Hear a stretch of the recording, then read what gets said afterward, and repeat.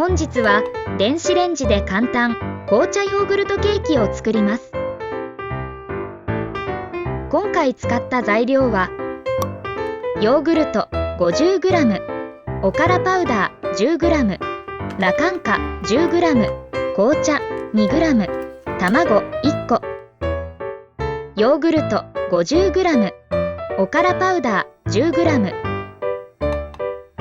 ラカンカ 10g、 紅茶 2g、 卵1個。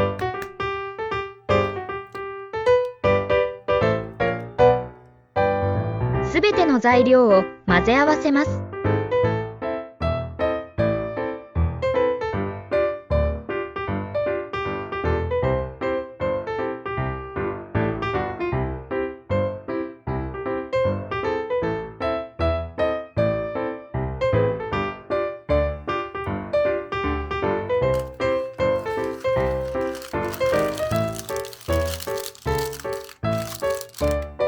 クッキングシートを敷いた容器に生地を入れます。トントンと空気を抜きます。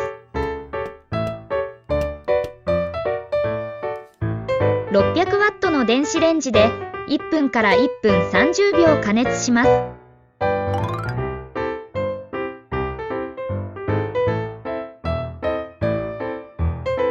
このくらい火が通れば完成です。